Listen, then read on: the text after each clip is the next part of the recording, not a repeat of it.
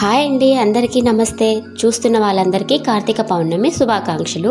యూజువల్గా ఈరోజు full moon day plus శుక్రవారము రెండు వచ్చాయన్నమాట. అంత భక్తి అయితే లేదనమాట. కాకపోతే ఈ మధ్య కొంచెం నమ్మడం స్టార్ట్ చేశాను. యూజువల్గా ఉన్నింది ఎప్పుడు 10th స్టాండర్డ్ అట్లా ఉన్నిందనమాట. తర్వాత మనం చదవకుండా దేవుడు ఏం చేయడు అన్నదైతే అర్థమైన తర్వాత మళ్ళీ వదిలేసేసాను.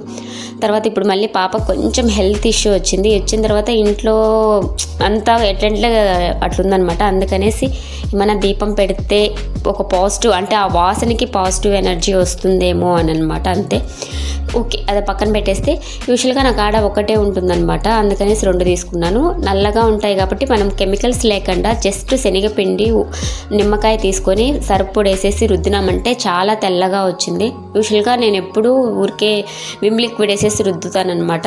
కానీ ఈసారి మా అమ్మ చెప్పింది, కొంచెం శనగపిండి, నిమ్మకాయ, సర్ఫ్ పౌడర్ కానీ కుంకుడుకాయ కానీ వేసి వాష్ చేసుకో కెమికల్స్ లేకుండా అని చెప్పేసి, అందుకని అలా వాష్ చేశాను. తర్వాత ఈరోజు కార్తీక పౌర్ణమి కదా, అందుకని ముందే నైటే వాష్ చేసేసుకొని పెట్టుకున్నాను అనమాట.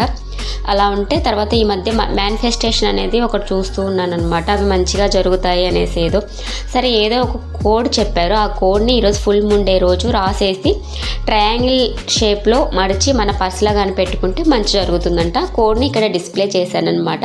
ఒక వైట్ పేపర్ తీసుకొని విత్ గ్రీన్ పెన్నుతో రాసేసి పర్స్లో కానీ లాకర్లో కానీ ఎక్కడన్నా మీరు డబ్బులు పెట్టుకునే దగ్గర పెట్టేసుకుంటే మంచిగా డబ్బులు ఉంటుంది అనేసి అనమాట. యూజువల్గా వచ్చేసి శుక్రవారం 10:30 లోపల దీపం పెడితేనే రాహు టైం కదా, మంచిగా లక్ష్మీదేవి వస్తుందని ఒక నమ్మకం.